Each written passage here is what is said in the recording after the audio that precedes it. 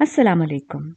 Pregnancy में अच्छी खुराक क्या खाएं, किन खुराकों से परहेज करें और कितनी इजाफी कैलोरीज खाएं, आज हम ये सब बातें डिस्कस करेंगे। अगर आप प्रेग्नेंट हैं तो आपको चाहिए कि आपको क्या खाना है, क्या पीना है, इस बात का खास ख्याल रखें। प्रेगनेंसी में आपके जिस्म को कुछ इजाफी कैलोरीज और न्यूट्रिएंट्स चाहिए।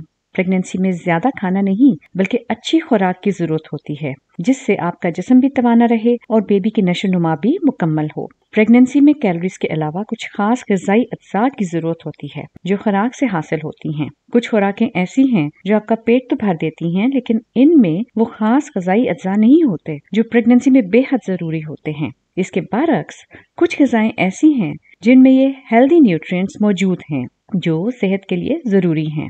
तो हम शुरू करेंगे फोलिक एसिड से।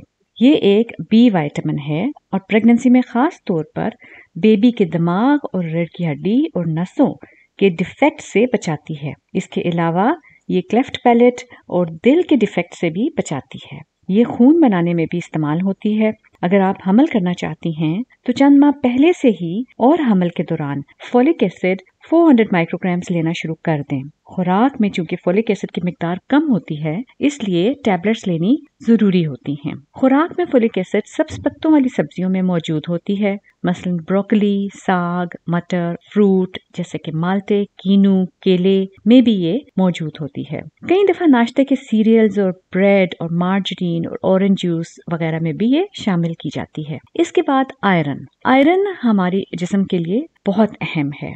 ये बहुत अहम ग़िज़ाई अज्जा है। आयरन एक मिनरल है। ये आपके ब्लड बनाने में अहम किरदार अदा करता है और ब्लड में ऑक्सीजन शामिल करके पूरे जिस्म को और बेबी को ऑक्सीजन सप्लाई करने का काम करता है। आपको प्रेगनेंसी में इजाफी आयरन की जरूरत होती है क्योंकि आपका जिस्म इजाफी ब्लड बनाता है ताकि आपके बेबी तक ऑक्सीजन और खुराक पहुंचा सके। आपको कम से कम 27 मिलीग्राम रोजाना आयरन लेना चाहिए। आयरन हमें खुराक से मिलता है जैसे कि गोश्त, साग, बंद गोभी, मटर, लोबिया, बीन्स, ड्राई फ्रूट वगैरह।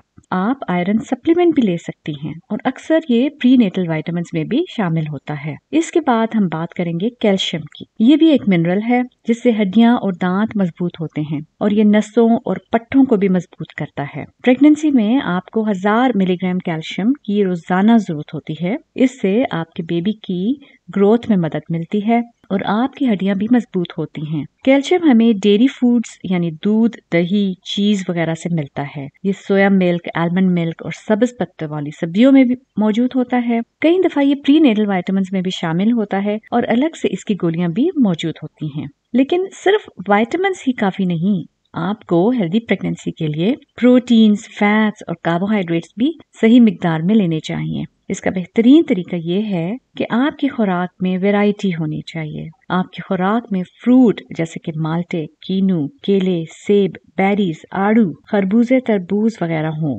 सब्जियां हों जैसे कि सब्ज पत्तों वाली सब्जियां, साग, ब्रोकली, टमाटर, गाजर, मटर, पेपर वगैरह हों। लो फैट डेयरी फूड्स जैसे कि दूध, दही, चीज, प्रोटीन्स जैसे कि चिकन, दूसरे किस्म के गोश्त, मछली, अंडे, नट्स, बीन्स शामिल हों। इसके अलावा होल ग्रेन्स जैसे कि ओट मील्स, ब्राउन चावल, होल व्हीट वाली रोटी और सीरियल्स और हेल्दी ऑयल्स जैसे कि olive oil, sunflower oil, canola वगैरह शामिल हों। अब बात करेंगे कि आपको कितना खाना चाहिए। एक अच्छा असूल ये है कि आपकी आधी प्लेट फ्रूट और सब्जियों से भरी हो, बकाया आधी प्लेट होल ग्रेन्स और प्रोटीन्स पर मुश्तमिल हो। ऑयल्स आप दिन में 5 चम्मच से ज्यादा ना लें। आपको सिर्फ दिन में 300 इजाफी कैलोरीज की जरूरत होती है, जो कि प्रेगनेंसी के शुरू में ना होने के बराबर होती है और आखिर में इतनी या इससे कुछ ज्यादा होती है। ये इतनी ही है जैसे कि आप एक सेब और एक 6 औंस के फ्लेवर्ड दही का इजाफा कर लें।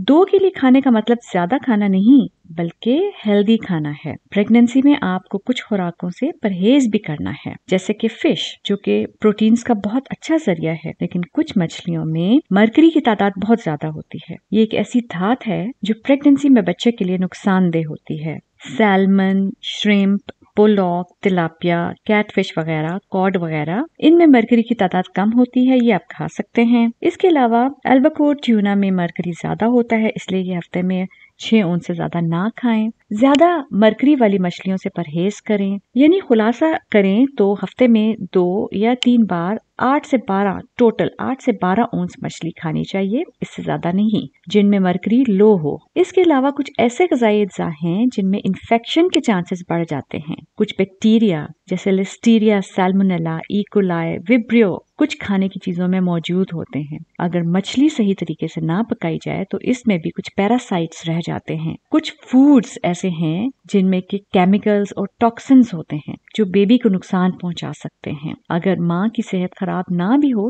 तो भी ये बैक्टीरिया बच्चे में जाकर प्रॉब्लम्स कर सकते हैं। आपको कुछ ऐसी खुराकों से परहेज करना चाहिए जैसे कि जिनमें कच्चा अंडा इस्तेमाल हो, जैसे हॉट डॉग्स, सॉसेजेस वगैरह, और ऐसा गोश्त जो सही तरीके से पकाया ना गया हो यानी कच्चा हो। खुला दूध बगैर उबाले जो कि पेस्चराइज ना हो, और चीज जो कि ऐसी दूध से बनाई जाए, इनसे भी परहेज करें। इसके अलावा आपको कैफीन की मिकदार भी कम करनी चाहिए, और कुछ हर्बल प्रोडक्ट्स भी जिनके इंग्रेडिएंट्स का आपको पता ना हो आप इस्तेमाल ना करें।